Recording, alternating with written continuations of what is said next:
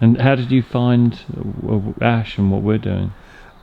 From your amazing videos on the internet. Yeah, just Googling WLA. Yeah. Fantastic. Yeah.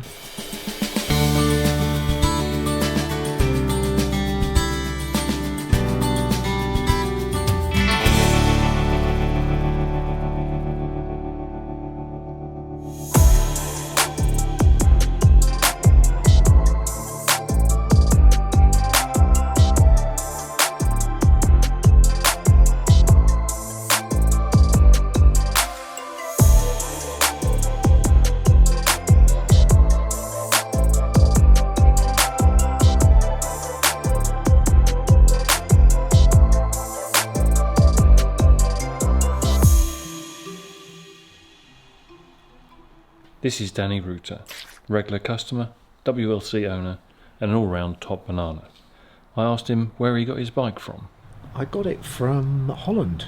I just found it on the internet. I planned to get an old classic bike. I had a brand new Royal Enfield. I'd only had it about 6 months, but it was lockdown. It was a lockdown purchase, the first lockdown, and I just saw it on the internet and fell in love with it. And I just bought it on the strength of a phone call and a video and a few photos. So I was really lucky. Well, Ash thinks I was really lucky because actually it turned out to be quite a good purchase, really. So do you want to explain why this bike's come in to see us today? It's broken. Broken. Who's broken it? Nah, the wiring. I think when we first did it, I put a recommendation down, didn't I? You put about 50 recommendations. Yeah, but just saying the wiring needs looking at, you know. So basically it needed a new loom, so Dan's got one, so we'll just strip all of this lot out and rewire it with the proper loom. And I'm not sure if it's overcharging or not. We've got to check it all out once we get it done, you know, which could be the third brush on the alternator or generator. You can see all the acid studio, the acid where the battery's been leaking. Oh god, yeah. Yeah. I was out cycling actually one Sunday in a place called Westerham in Kent. Yeah. And I saw this Indian chief parked outside a Costa Coffee, and I went and had a chat with a bloke, and I asked him if he wanted to sell it, and he said he'd think about it, and then we kept in contact, and he a couple of months later he finally decided he was going to keep it. He'd had it for about 38 years. Never washed it once, and then it was completely lovingly unrestored. It was an absolutely gorgeous thing.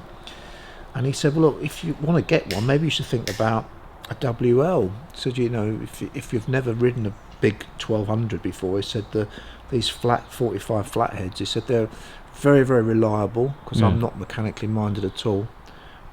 He said, you know, it'll go on forever. And he said, and it's a lot easier to handle, you know. So that's what made me start looking for one of these, and it's the best thing I've ever bought. I absolutely love it, and even the strange clutch, the foot clutch. I was a bit nervous about using it. In fact, I don't know if you remember, Stu, but when I had it brought straight here from Holland, so the first time I actually saw it was when I came here to pick it up, and I got the bloke, my mate who owns the Chief, I got him to ride it back because I was too nervous to ride it, but after a couple of days of playing around with it, I now can't go back to a normal, it's weird, isn't it? Hand clutch. Yeah. How did you find the very first time riding it? How did it feel? I nearly went into a wall. Well, this is what we were talking about. You were saying you want to ride it back, and Ash was saying he's crazy because if he's never ridden one of these before, he'll kill himself on the way back because you're concentrating so hard on what you're doing. Exactly. Just going around the block, I nearly went straight into a wall. So I was trying to work out how to stop the bloody thing at the junction. But now it's touch wood. It's fine. Yeah. So mechanically, you said you're not mechanically minded. So how have you coped with? My Uncle Dave. My Uncle Dave, who used to ride Nortons when he was a kid, and for his 70th birthday. He got himself a Harley. Oh, okay. Yeah. So he's helping you tinker about. Yeah. Look at There's 3 bulbs, Ash, but there's only 2 indicators. That is for your panel illumination. Ah. But this is a later repro one. It's got the bulb holder under there, look. The originals have a hole here. Ah. How do you feel about seeing your bike coming to pieces like this? I just feel privileged to see the master at work, really. Don't give me all that. It's like being in a Renaissance artist studio. So I'm hoping that I can learn, a little bit about how to look after it myself. It's one of the reasons why I'm so pleased that Ash has let me come down for a couple of days, because I'm hoping he can just teach me the basics of, checking the chain and, general checks. Picking up some of his knowledge and skills and his technical jargon, like this carburettor is totally bollocksed. Yeah. And to be honest, learning this stuff, it just takes time, doesn't it? Yeah. Well, it is like a lifetime of doing it, isn't it? That's the trouble. Yeah. It's not a 6-week course job, is it? You have a basic knowledge of vehicles, but especially these things, they're so quirky. Been rewired a long time, this, because that was rewired with the engine out. That's for sure. So when you're stripping the wiring out, is there an order in which you then No, because you've got a brand new wiring loom, just rip it out. So you don't start with one section and No, you just start wherever pull it you all want. out, get it out of the way. One thing about these coils are they're very good. They are sealed and down nice and tight in there, Mm-hmm.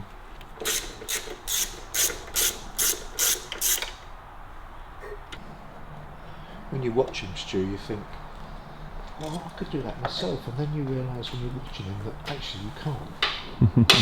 you have no idea what he's going to do next. Neither have I.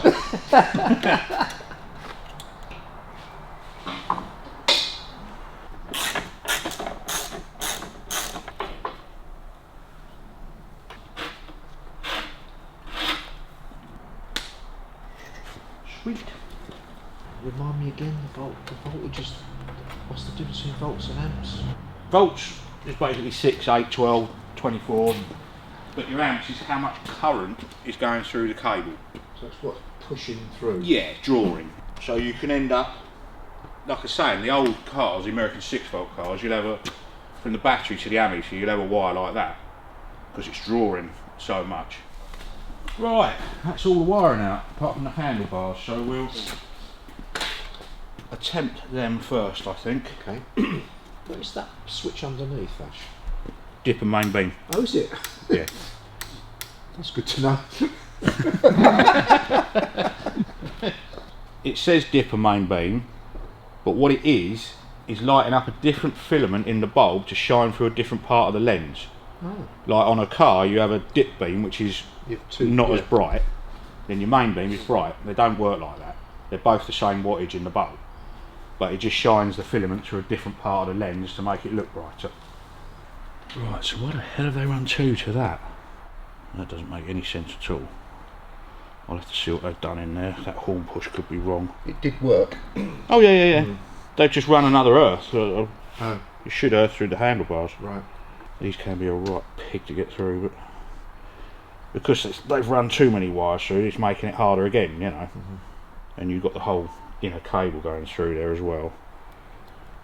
You think it's best to take them out? Yeah. Yeah, I wouldn't chance it. If we've come this far, don't chance it. Yeah. It's not worth it. Yeah. Still got our one wire in there. You're going to use that to draw the new one through. Hopefully, yeah.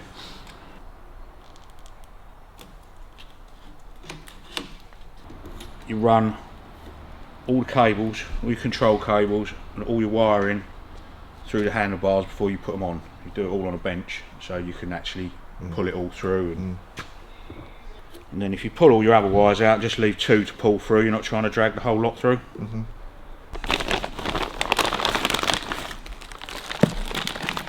Right, so we've got our fender light wire, got a coil to stop lamp, panel contact wires, that's those 2. Horn switch wire, black 29-inch. Okay.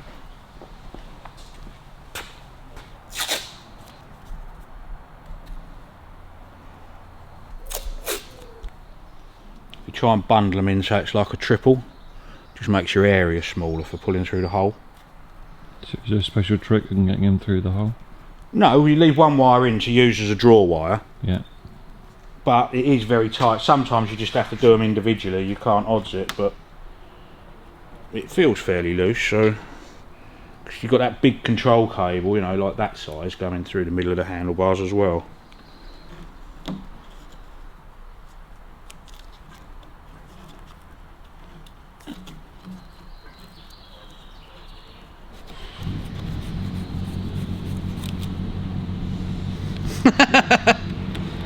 That's a start again moment. Bum. Try again. Right. They are awkward. Right, we're not there yet. I think we're going to have to do them one by one. Where the central control cable goes through to do your advance and retard, you have to try and get the 3 wires for the headlamp on the bottom side of the cable and the horn wire on the top side of the cable, because if they spiral round it, you never put them through. Okay.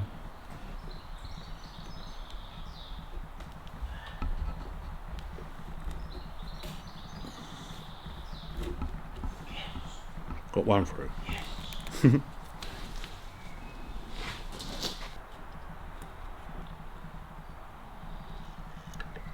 Got it. Right, fantastic.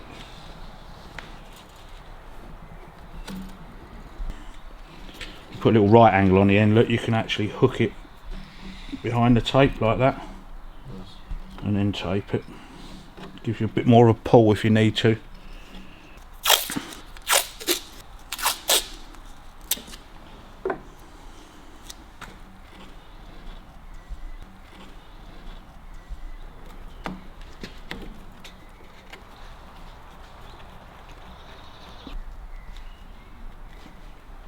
Oh, you bitch. You tight? Oh. Love.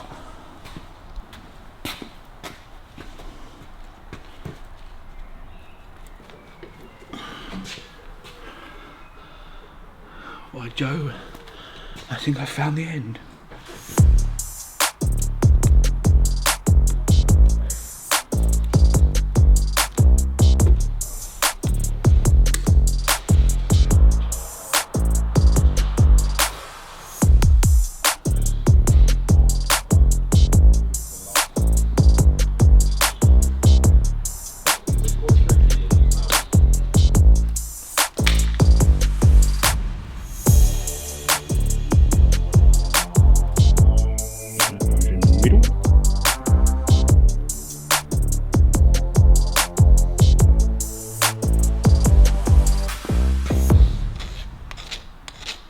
When you look at that switch, it's very, very slightly offset, and then it goes in one way and it holds it off.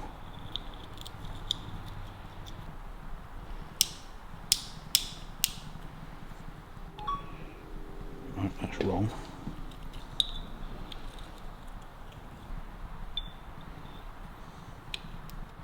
That's it. Now the stupidest, fiddliest thing in the whole wide world is getting this thing in right. See those little tiny tangs there, look? They're the only things that hold the switch together. And there's 2 little tiny slots in there and 2 little tiny slots in there, so you have to fold it in half a little bit. You've got to get that in that side. So that's in that side. And you've got to push it all down.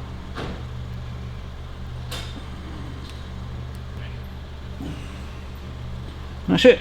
And now, before it all falls apart again, pull it through and put the screws in it.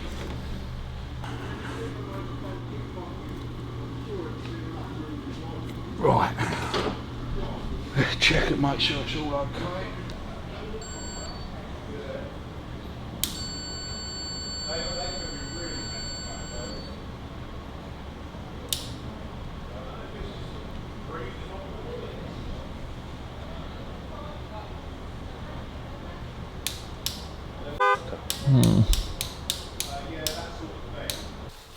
So those new wires going in, Yep. why wouldn't they be working?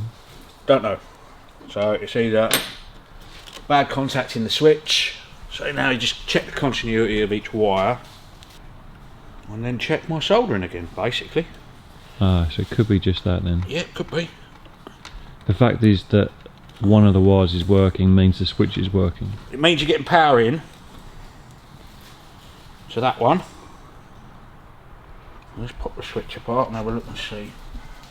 Right, so black wire is our feed.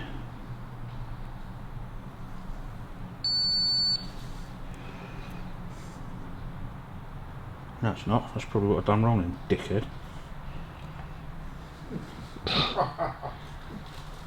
This is the pressure of an audience, you see, it's getting to you. So red and black was our feed.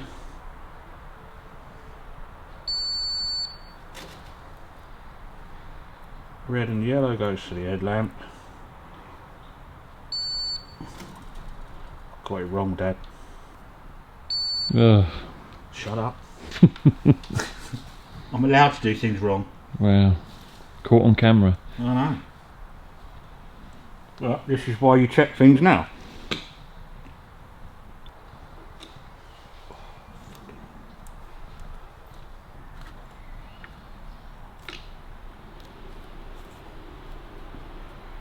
Right, that's the light switch done.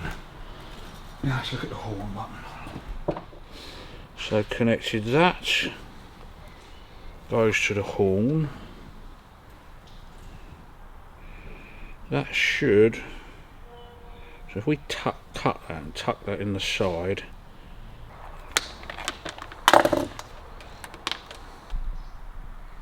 You've got live into the horn. Oh, right, and earth and... Live into the horn, and the other side of the horn is earth. So the minute you just go, think earth it, that gives you a circuit and fires the horn.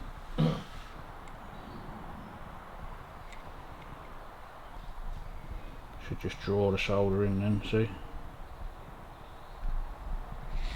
Because you've got flux core solder, it should just drag it in there.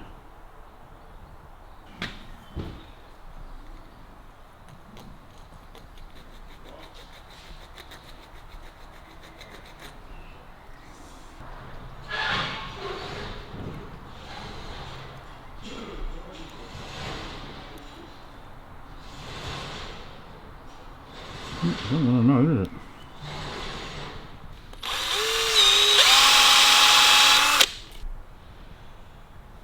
Still not big enough.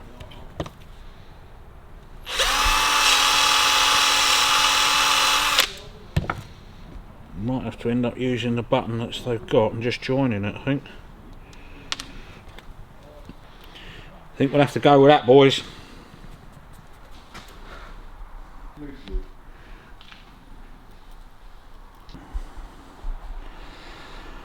Whether you can see all that, isn't it? It's a right bugger, isn't it?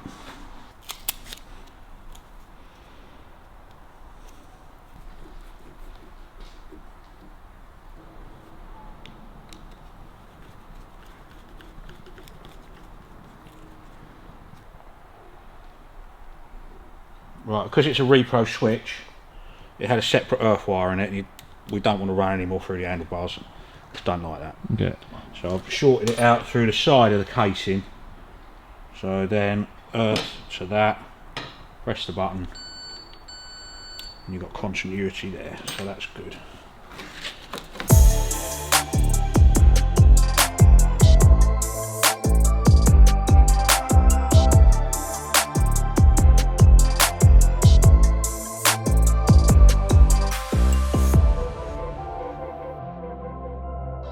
Next week on the workshop. Like if we're in a situation like on some of Gordon's cars or Mark's bikes, if you're trying to sell it and it's sitting around for a few months, yeah, always put some of this in it.